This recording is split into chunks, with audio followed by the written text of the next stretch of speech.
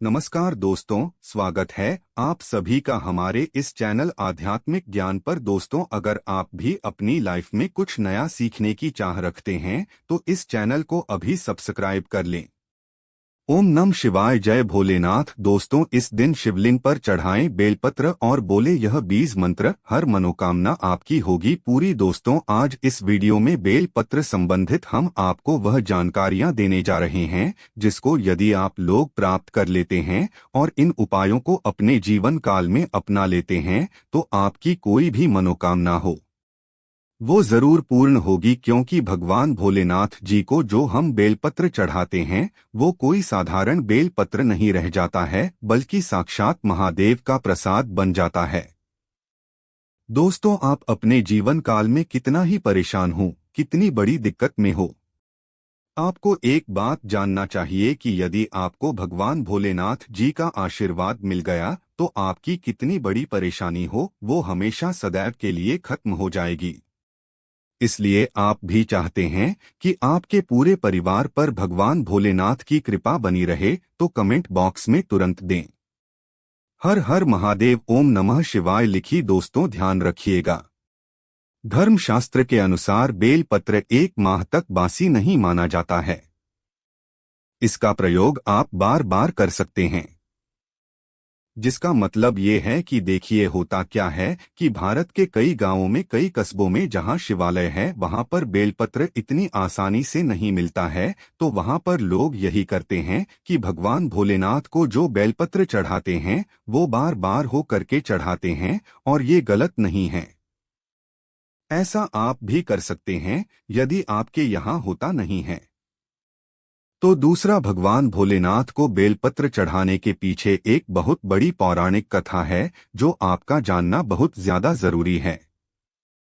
क्योंकि समुद्र मंथन के दौरान कई चीजों के साथ भी निकला था, जिसका जो जहर था वो पूरी दुनिया में फैलने लग गया था। उसी वक्त भगवान भोलेनाथ जी ने विष को अपने कंठ में धारण कर लिया था। इसीलिए महादेव जी को नीलकंठ कहा जाता है। अब विश्व के प्रभाव से भगवान भोलेनाथ जी के शरीर का ताप बढ़ने लगा, जिसके वजह से आसपास का जो वातावरण था वह जलने लगा था।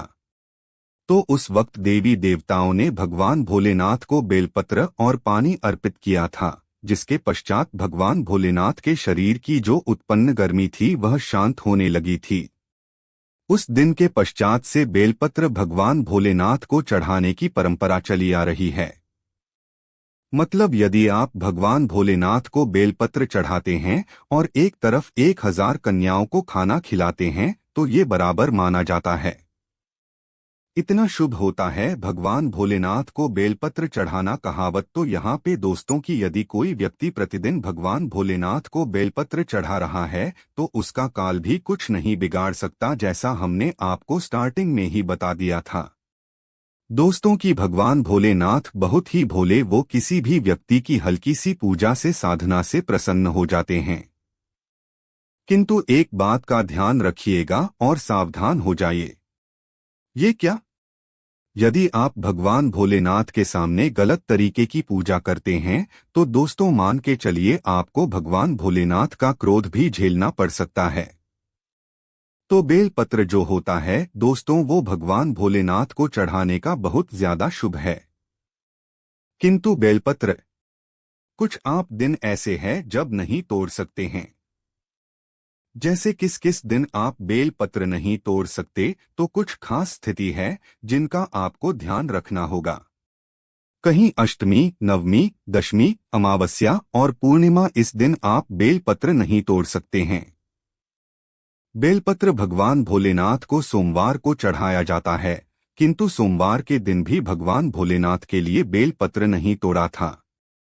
बेलपत्थर जब भी आपको तोड़ना हो तो रविवार के दिन तोड़ लीजिए और किसी भी सप्ताह के दोपहर के पश्चात आप बेलपत्र नहीं तोड़ सकते हैं।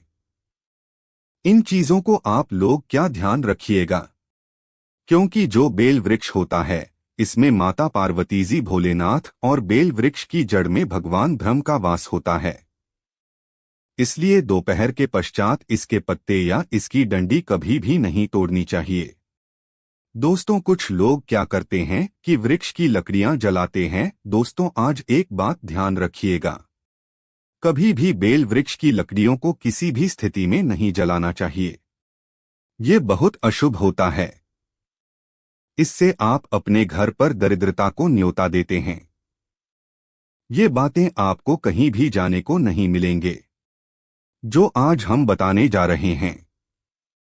यकीन मानिए दोस्तों, आपने बेलपत्र के वहां उपाय कर लिए जो आपको हम बताने जा रहे हैं। आपके घर में सुख समृद्धि का वास होगा। आपके जीवन काल में जो धन आना बंद हो गया था उसका आगमन वापस से चालू हो जाएगा। आपके घर के बच्चे हैं वो विद्वान बन जाएंगे। आप यदि किसी रोग की वजह से बहुत परेशान थे, टूट चुके थे इलाज करा करा के, तो उस तरीके के रोग से आपको छुट्टी मिल जाएगी। दोस्तों, आखिर बेल वृक्ष पत्र की उत्पत्ति कैसे हुई थी? सबसे पहले तो आप ये जान लीजिए। देखिए, स्कंद पुराण के अनुसार पार्वती जी के कुछ पसीने मंत्राचल पर्वत पर जा गिरे थे, जहां से एक पौधा हुआ था जिसको बेल वृक्ष कहा जाता है, और बेल पत्र के हर पत्ते में भगवान भोलेनाथ का वास होता है। देखिए दोस्तों, होता क्या है कि शायद ये बात आपको ना पता हो कि एक के व्यक्ति के जीवन में जो भी परेशानियां आती है, बीमारियां आती है, रोग आते हैं, वो 3 तरीके के 200 आती है। वो कौन कौन से दोष है? वास्तुदोष, पितृदोष और का प्रदोष। ये 3 ऐसे दोष है जो आपके जीवन काल में परेशानियों का भंडार लगा सकते हैं। किंतु हिंदू पुराणों में साफ साफ कहा गया है, प्रतिदिन कोई व्यक्ति बेलपत्र खा रहा है तो उसको इस प्रकार के दोष लग ही नहीं सकते। और प्रतिदिन ना छोड़ के यदि सप्ताह के सोमवार के दिन भी आप शिवलिंग पर चढ़ी बेल पत्र खाते हैं तो दोस्तों, पितृ दोष का दोष और कोई भी दोष हो, वहां आपका एक कुछ नहीं बिगाड़ सकती। तो दोस्तों, यदि आप चाहते हैं कि आपके ऊपर महादेव का आशीर्वाद बना रहे, आपके ऊपर कभी कोई दोष ना लगे, तो आप लोग सोमवार के दिन बेलपत्र जो शिवलिंग पर चढ़ाई जाती है उसको जरूर खाया कीजिए। अब देखिए दोस्तों, मान लीजिए आपको रक्त संबंधित कोई बीमारी है, रक्त संबंधित कोई परेशानी है, दिक्कत है, तो आपको ये करना चाहिए कि 1 माह तक लगातार बेलपत्र खाना चाहिए। यदि 1 माह तक बेलपत्र खा रहे हैं तो ये साइंस की लैंग्वेज में भी कहा गया है कि ये बहुत ज्यादा फायदेमंद होती है। रक्त संबंधित जितनी भी परेशानी होती है वो खत्म हो जाती है। आप चाहते हैं कि आपका ब्लड प्योर हो जाए, आप चाहते हैं कि आपका जो रक्त एकदम साफ हो जाए, तो आपको बेलपत्र जरूर खाना चाहिए। शायद ये बात आपको ना पता हो, विदेशी लोग जो होते हैं दोस्तों, भारत से बेलपत्र ले जाते हैं क्योंकि विदेशों में बेलवृक्ष जल्दी उगता नहीं है। इससे बड़ी मात्रा में बेलपत्र ले जाते हैं और अपनी दवाइयों में इसको डालते हैं। जो बड़ी बड़ी बीमारियां होती हैं उनकी जो दवाइयां बनती है उसमें बेलपत्र का प्रयोग होता है। दुख की बात यह है दोस्तों कि विदेशी लोग जहां पर हमारे भारत की औषधि का प्रयोग करते हैं, हमारे जो लोग हैं, खुद के लोग हैं, उनमें सारी जानकारियां विलुप्त होती चली आ रही है। हमारे भारत भूमि पर ऐसे ऐसे पौधे उगते हैं जिसके बारे में कोई ध्यान नहीं देता है।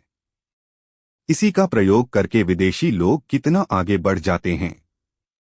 इसलिए दोस्तों, यदि आप लोग ऐसी प्राचीन जानकारी जानना चाहते हैं, पाना चाहते हैं, तो चैनल को सब्सक्राइब करना मत भूलिएगा। तो मान लीजिए दोस्तों, आपका दुर्भाग्य आपके पीछे पड़ गया है और आप टूट चुके हैं। अपने दुर्भाग्य की वजह से देखिए होता क्या है दोस्तों, हमारे जीवन काल में जो दुर्भाग्य हमारे पीछे पड़ जाता है तो हम किसी भी कार्य को करेंगे, काम को करेंगे, वह पूर्ण ही नहीं हो सकता। आप कितनी मेहनत कर लीजिए, परिश्रम कर लीजिए, आपको उसका फल मिल ही नहीं सकता। तो ऐसे में आपको क्या करना चाहिए? हिंदू पुराण के हिसाब से एक बहुत ही आसान तरीका बताया गया है जिसका आप बेलपत्र के तरीके से करते हैं। तो मान के चलिए आपकी हर परेशानी कष्ट सदैव के लिए खत्म हो जाएगी।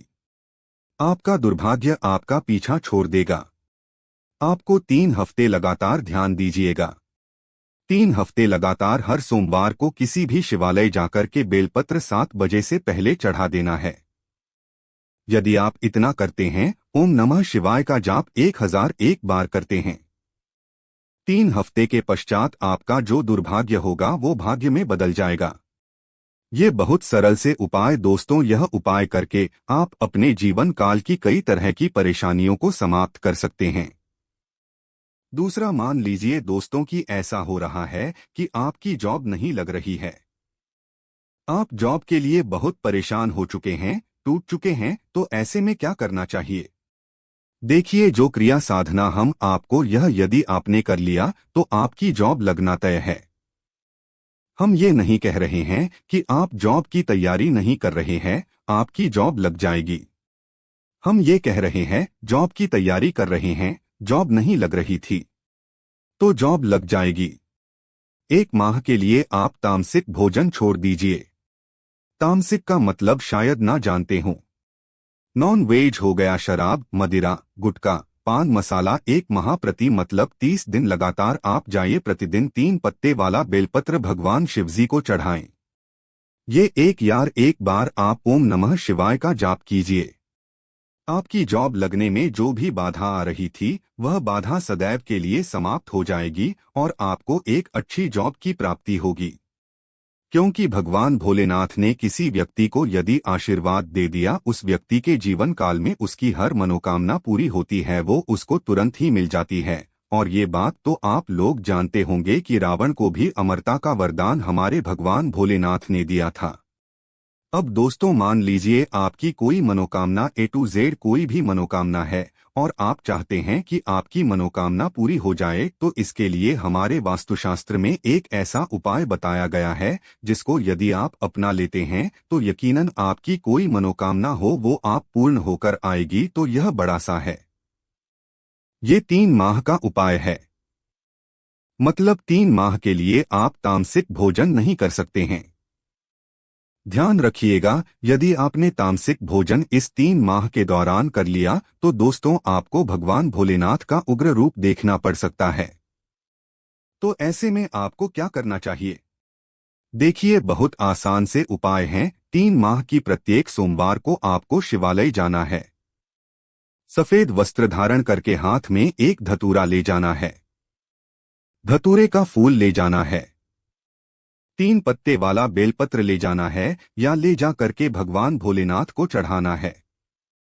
इतना चढ़ाने के पश्चात 1001 बार आपको ओम नमः शिवाय का जाप करना है।